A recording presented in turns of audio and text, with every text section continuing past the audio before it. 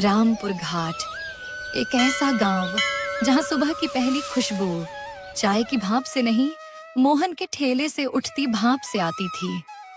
मंदिर के ठीक सामने वो जगह जो पीढ़ियों से उसके परिवार की पहचान थी। बुआ, आज पापड़ी जरा ज्यादा बनाओ। लगता है आज भीड़ अच्छी होगी। भीड़ तो हर रोज होती है बेटा, पर तू ये बता, तेरी माँ की वो चटनी वाली डायरी अभी भी संभाल के रखी है ना? कल रात मैंने सपने में उसे देखा था। कैसे भूल सकता हूँ बुआ, वो डायरी नहीं है, माँ की आखिरी निशानी है। हर सुबह जब मैं मसाला घोंटता हूँ, लगता है वो पीछे खड़ी होकर देख रही हैं। अरे ओ चाट वाले सेठ, आज इतनी जल्दी काहे उठ गए? कहीं सपने में फिर तेरी माँ की डांट पड़ी क्या? सुनीता, मजाक बाद में, आज कुछ ठीक नहीं लग रहा। रात को ठाकुर देवराज का आदमी इस तरफ घूमता देखा था। कुछ तो गड़बड़ है। देवराज ठाकुर का नाम लेते ही मेरा चाय का पानी भी ठंडा हो जाता है मोहन। वो आदमी बिना मतलब कहीं नहीं आता। और जैसे बादल की गड़गड़ाहट किसी तूफान की आहट देती है, वैसे ही देवराज ठाकुर का आना कभी अच्छी खबर नहीं लाता था। वाह मोहन, सुबह सुबह ही धंधा चमक रहा है तेरा। मंदिर के ठीक सामने, सबसे अच्छी जगह पर। राम राम ठाकुर साहब, ये तो बाबूजी के जमाने से यही है। आप कैसे याद किए इतनी सुबह? याद तो मुझे बहुत कुछ है मोहन। याद है कि ये जगह पंचायत की है, कोई पुश्तैनी हक नहीं तेरा। अब मैं यहां एक बड़ा फूड कोर्ट बनवाने वाला हूं।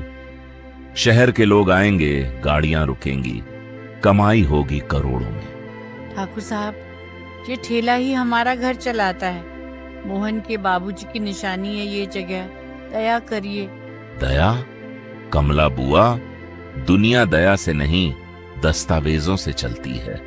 और दस्तावेज मेरे पास हैं। 7 दिन का वक्त है मोहन। या तो खुद हट जा या मैं हटवा दूंगा। शाम ढल चुकी थी, पर मोहन के सीने में जो तूफान उठा था वो अभी थमा नहीं था। माँ, आपने तो कहा था जब तक स्वाद सच्चा है कोई जगह हमसे छीन नहीं सकता, पर अब तो जगह ही छीनने वाली है। मोहन भैया, मैं आपकी मदद करना चाहता हूं, पर प्लीज किसी को मत बताना कि मैं यहां आया था। बंटी, तुम ठाकुर साहब के बेटे होकर यहाँ? भैया, मैंने पिछले 3 महीने से हर रोज चोरी छिपे आपकी पापड़ी चाट खाई है। पापा को पता चला तो वो मुझे भी नहीं छोड़ेंगे। पर मैं जानता हूं पापा जो कागज दिखा रहे हैं ना, वो असली नहीं है। क्या? तुम्हें कैसे पता? क्योंकि वो कागज मैंने खुद अपने पापा के कमरे में बनते देखे हैं। लेकिन भैया, अगर ये बात बाहर आई तो... अचानक दूर से किसी की तेज आवाज गूंजती है। बंटी, कहाँ हो तुम? पापा आ गए, मुझे जाना होगा। भैया, कल रात फिर मिलूंगा, पर तब तक अपनी माँ की डायरी संभाल के रखना बहुत जरूरी है। वो रात भर मोहन की आंखों में नींद नहीं थी। बंटी की बातें, माँ की डायरी और देवराज ठाकुर की धमकी, सब कुछ एक साथ घूम रहा था। पर सुबह होते ही उसे एक ही जगह जाना था, मंदिर, पंडित जी के पास।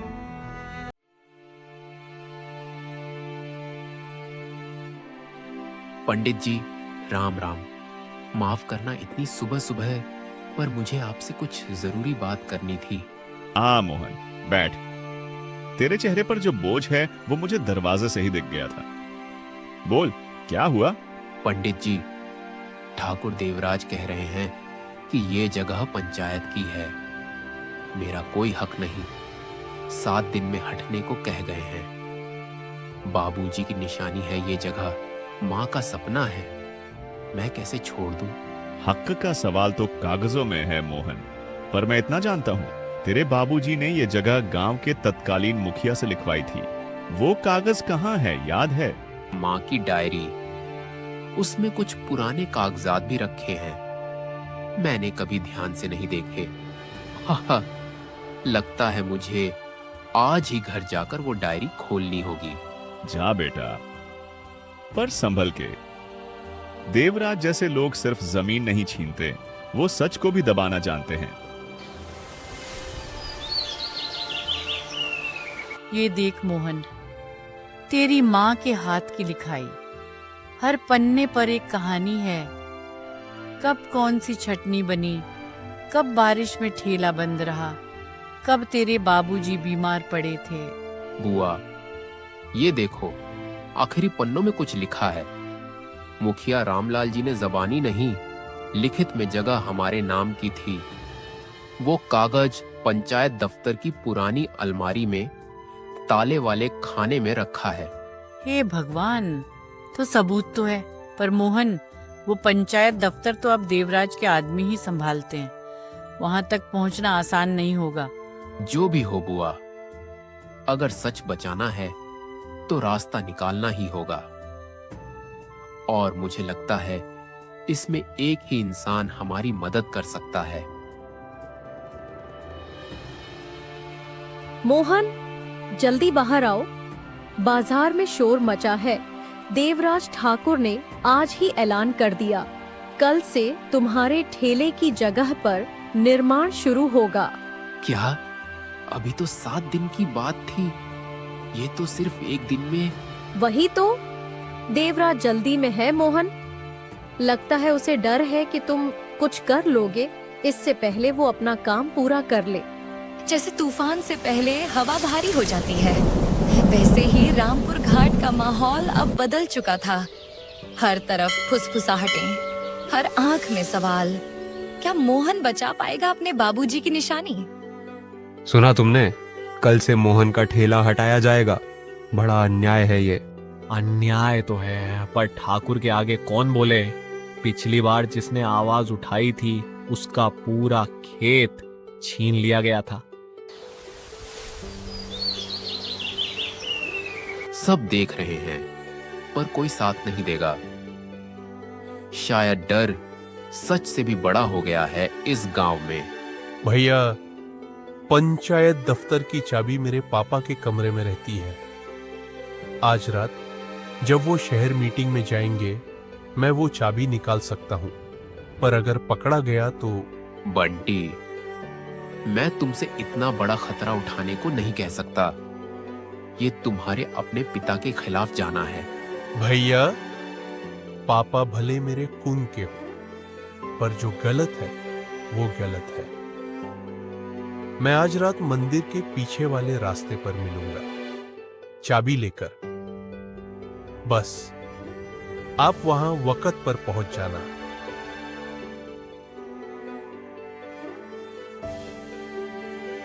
रात के 10 बज चुके थे।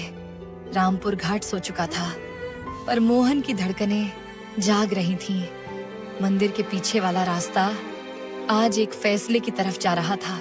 आ गया भैया, ये लो। पापा के कमरे से निकालना आसान नहीं था। वो अभी अभी शहर से लौटे हैं। मुझे लगा पकड़ा जाऊंगा। बंटी, तू जितना कर चुका उतना ही काफी है। अब आगे मैं अकेला जाऊंगा। तुझे इसमें और नहीं फंसना। नहीं भैया, अकेले मत जाओ। पंचायत दफ्तर में ताला तो खुल जाएगा, पर अलमारी की चाबी अलग है। वो चाबी सिर्फ चौकीदार हरिया काका के पास रहती है, और वो पापा का पुराना वफादार है। तो फिर इतनी मेहनत से लाई चाबी किस काम की? भैया, हरिया काका बूढ़े जरूर है, पर दिल के साफ है। उन्हें आपकी मां बहुत पसंद करती थी। शायद वही एक रास्ता खोल दे। कौन है इतनी रात को? अरे मोहन बेटा, तू यहाँ इस वक्त? काका, माफ करना। मुझे पता है ये सही वक्त नहीं, पर मुझे बहुत जरूरी कागज ढूंढने हैं। मेरे बाबूजी की जमीन के कागजात, जो मुखिया रामलाल जी ने लिखे थे। रामलाल जी? वो तो बरसों पहले की बात है बेटा। तेरी माँ बड़ी अच्छी औरत थी। जब मैं बीमार पड़ा था वो रोज मेरे लिए खाना भेजती थी बिना कुछ मांगे। उसके बेटे की मदद न करूं तो मेरा ज़मीर मुझे कभी माफ नहीं करेगा। काका, आप हमारी मदद करेंगे? करूंगा बेटा, पर ध्यान रहे अगर देवराज ठाकुर को पता चला तो मेरी नौकरी के साथ साथ मेरी जान भी जा सकती है, इसलिए जल्दी करो। ये रहा। यह भूमि मंदिर के सम्मुख श्री रघुनाथ प्रसाद को स्थायी रूप से आवंटित की जाती है। हस्ताक्षर मुखिया रामलाल प्रसाद। बुआ, ये सच में मिल गया। भैया रुको, बाहर कोई है। अगर देवराज के आदमियों ने देख लिया तो हम तीनों मुसीबत में पड़ जाएंगे। भैया, वो आवाज मुझे जानी पहचानी लग रही है। कहीं ये सुरेश तो नहीं, पापा का सबसे खास आदमी? जो भी हो, अब ये कागज किसी भी कीमत पर हाथ से नहीं जाना चाहिए। बंटी, हरिया काका, आप दोनों पिछले दरवाजे से निकलो, मैं इसे संभालता हूँ। नहीं बेटा, तू अकेला खतरा मोल मत ले, हम साथ। काका, अगर हम तीनों पकड़े गए तो सबूत भी जाएगा और हम भी। जाओ जल्दी। कौन है यहाँ? अरे कोई नहीं है यहाँ तो। लगता है बिल्ली वल्ली रही होगी। फिर भी ठाकुर साहब को बताना पड़ेगा कि दफ्तर का दरवाजा खुला मिला। सावधानी जरूरी है इन दिनों।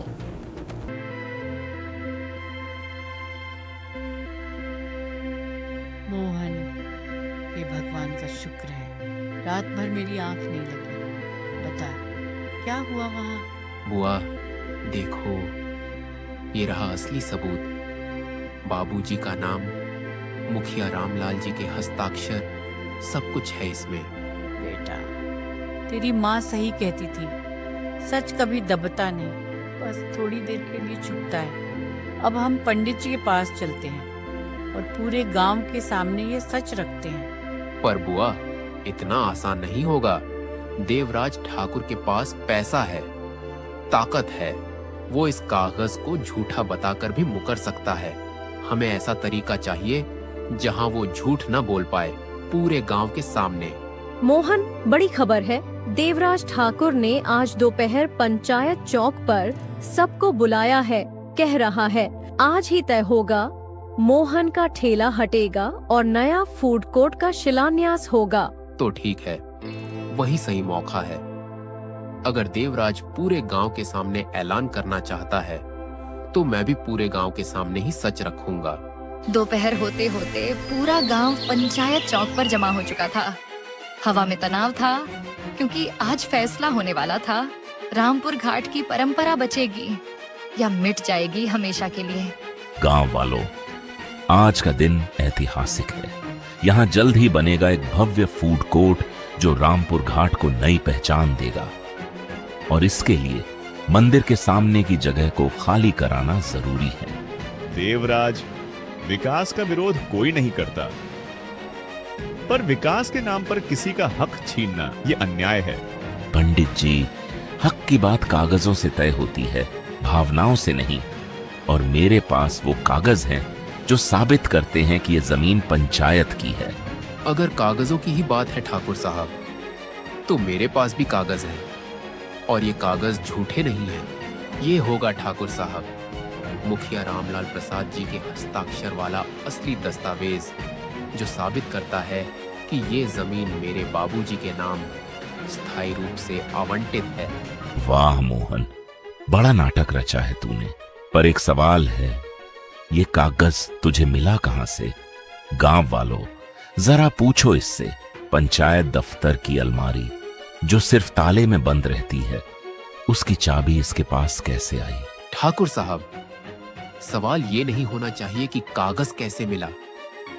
सवाल ये होना चाहिए कि कागज में लिखा सच है या झूठ। अरे वाह, चोरी करके कागज लाया और अब सच की बात करता है। गांव वालों, कल रात पंचायत दफ्तर का दरवाजा तोड़ा गया था। ये किसका काम है अब समझ आ गया होगा। देवराज, बात को मत भटकाओ। असली सवाल यह है कि जमीन किसकी है, ये चोरी की बात बाद में देखी जाएगी। पंडित जी, आप भूल रहे हैं, जो सबूत गैर कानूनी तरीके से हासिल किया गया हो वो अदालत में भी नहीं टिकता, और अगर पुलिस को बुलाया जाए तो मोहन को चोरी के जुर्म में सीधा जेल भेजा जा सकता है। ठाकुर साहब दया करिए, मेरे बेटे ने कुछ गलत नहीं किया, बस अपना हक मांगा है। हक अब मांगने का तरीका भी कानूनी होना चाहिए कमला बुआ। अब फैसला सीधा है, या तो मोहन जेल जाए या फिर चुपचाप ठेला हटाकर माफी मांग ले। रुको ठाकुर साहब, हाँ, चोरी किसी ने नहीं की। वो अलमारी मैंने खुद खोली थी अपनी मर्जी से। तुमने ये कैसे किया? तुम्हें पता है इसका नतीजा क्या होगा? पता है ठाकुर साहब, मेरी नौकरी जा सकती है, शायद जेल भी हो जाए, पर मैं जानते हुए झूठ को जीतने नहीं दे सकता। रघुनाथ प्रसाद जी का हक उनके बेटे को मिलना ही चाहिए।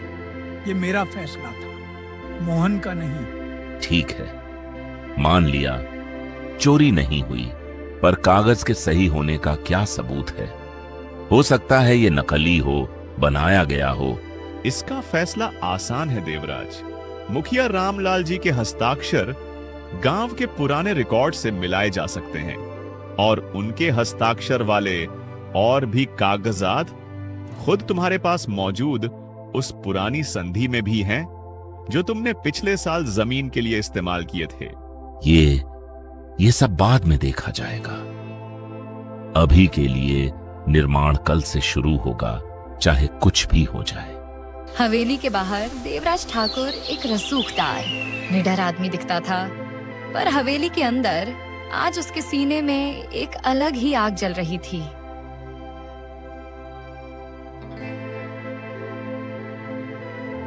सुरेश, वो चाबी अलमारी में से कैसे निकली, पता लगाओ। और सबसे बड़ी बात, मुझे जानना है, हरिया के अलावा और किसने ये सब जानने में मदद की? ठाकुर साहब, हरिया काका के अलावा कोई और नाम सामने नहीं आया अभी तक, पर मैं पता लगाता हूँ।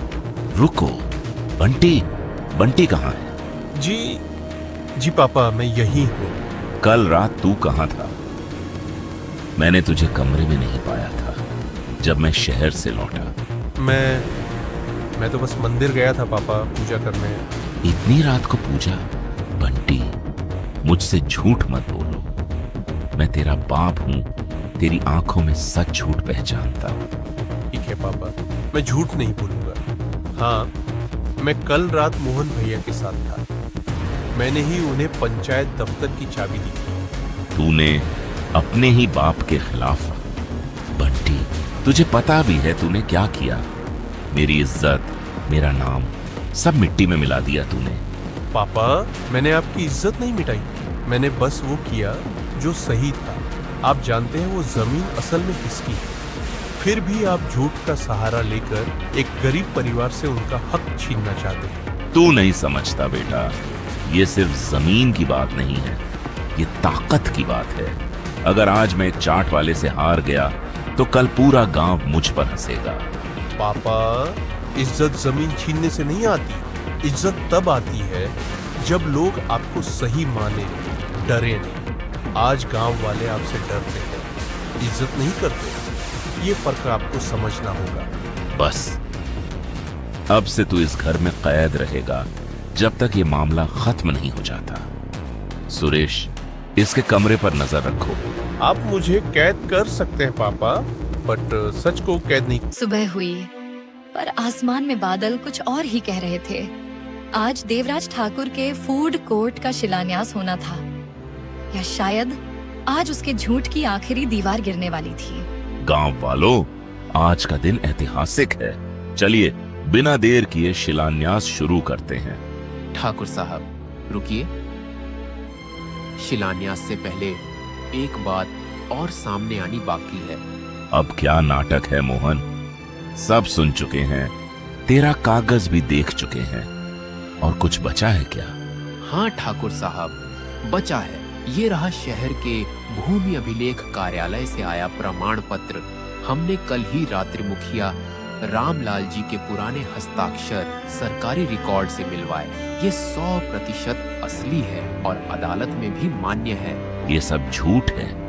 तुमने ये सब मिलकर रचा है मेरे खिलाफ। मुझे घर में कैद किया गया था, पर मैं आज भागकर आया हूं क्योंकि मेरे पास कुछ और भी है जो आज सामने आना चाहिए।